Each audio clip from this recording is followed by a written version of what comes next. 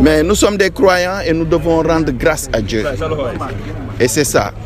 Et nous devons avoir le triomphe modeste. Nous nous sommes battus.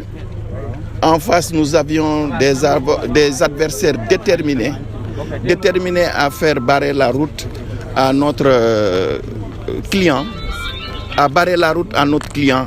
Mais heureusement que nous sommes tombés sur un juge qui a été courageux. Il faut le reconnaître. Parce que rendre une décision qui va dans le sens contraire de l'État, prendre le contre-pied de l'agent judiciaire, il faut oser, il faut être un juge indépendant pour le faire. La dernière fois, nous avions loué le courage de Madame la Présidente Marième Diop Gueye et aujourd'hui, il faut que nous le crions sur tous les toits. Dans ce pays, il y a des juges indépendants et le juge Sabassi Faye en fait partie. Il est entré dans l'histoire glorieusement. Et on disait qu'on peut entrer dans l'histoire par la grande porte, mais également par la petite porte.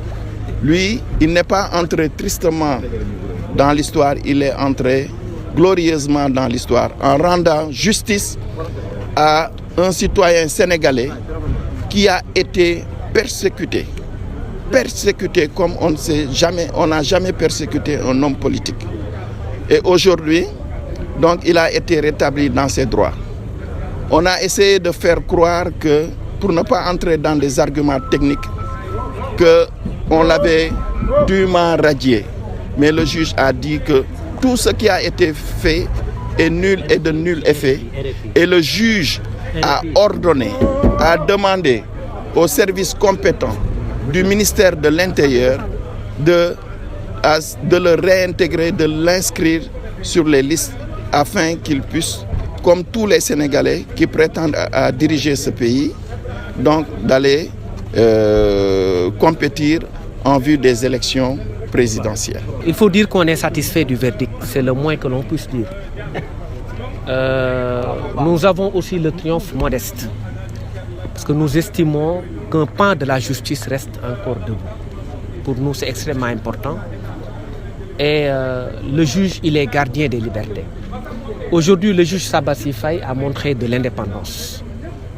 Il a montré qu'il y a des magistrats qui sont encore à cheval sur les principes et qui ne se soumettent qu'à l'autorité de la loi et qui ne subissent aucune forme de pression ou qui n'acceptent pas en tout cas de subir ces pressions. Je félicite aussi les avocats de la défense, une quarantaine d'avocats, ceux qui ne sont pas là, ceux qui sont à l'étranger et qui se sont tenus debout pour le vrai combat, celui de la liberté. Des avocats qui ont choisi d'être du bon côté de l'histoire.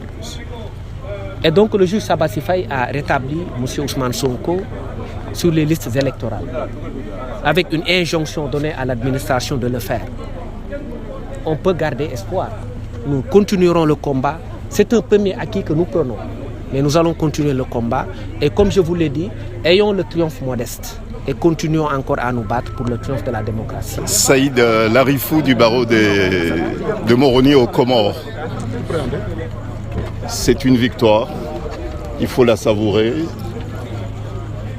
Le combat sera très long.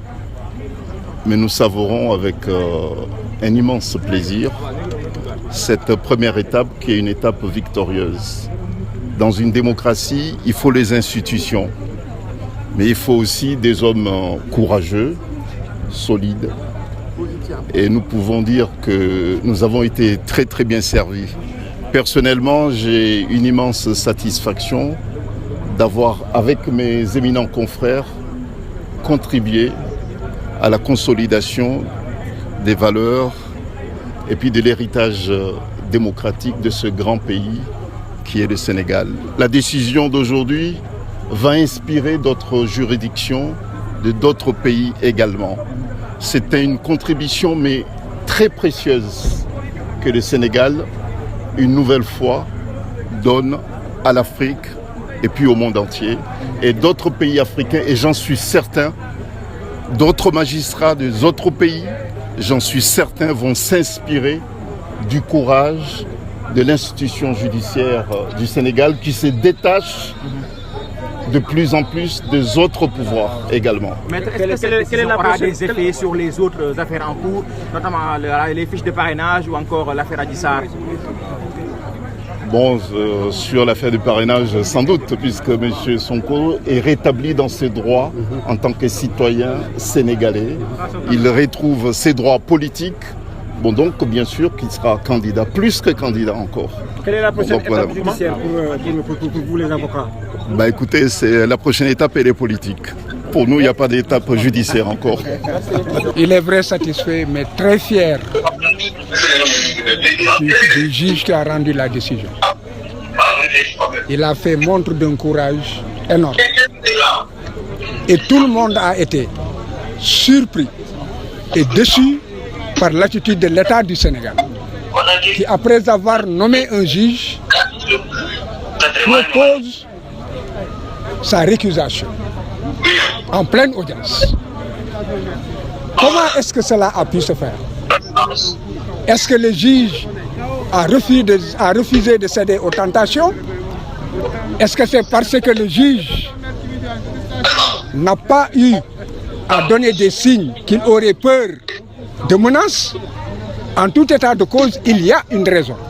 Parce que personne ne s'y attendait, d'autant que le juge était en train de mener une audience où il était à équidistance. Il y a donc quelque chose qui s'est passé au sommet de l'État. Donc c'est une fierté. Mais ce qu'il faut surtout retenir, c'est que c'est un vent de liberté et d'indépendance qui souffle dans les rangs des magistrats. Un vent qui a débuté au nord avec l'avocat général, Mariam Diop Gueye. Tout le monde a pu apprécier son courage de dire que l'État avait tort et que l'État était dans la voie de fait et que l'État était dans l'arbitraire, qu'il ne pouvait pas priver Ousmane Sonko de ses droits et que le ministère de l'Intérieur n'était pas dans le droit, qu'il était dans l'illégalité. Un acte de courage. Et maintenant, après le nord, c'est au sud, le juge de Ziguinchor. Donc le juge de Ziguinchor lui donne raison, en réalité, que tout cela relève de voie de fait et d'une forme d'exercice de la violence sur non seulement les citoyens Ousmane Sonko, mais aussi sur la population. Parce que c'est la somme des citoyens qui fait un peuple. Et Ousmane Sonko aujourd'hui dirige des millions de Sénégalais. En les réprimant, en lui refusant ses droits, on force le jeu démocratique et déjà les parrainages ont commencé, la rupture de l'égalité dans la compétition est déjà rompue. Donc, ce vent de liberté inspirera d'autres juges. Parce que j'ai dit qu'il existe dans ce pays des juges fiers, des juges honnêtes, des juges indépendants, des juges courageux. Il n'y a jamais 203. Attendons de voir le troisième. Maître, l'agent judiciaire de l'État a, semble-t-il, évoqué des proximités entre le juge et un proche d'Ousmane Sonko. Que répondez-vous à cela? Si la proximité seulement devait jouer, d'abord c'est faux. Parce que Ousmane Sonko ne connaît pas le juge ne le connaît pas. C'est une vérité.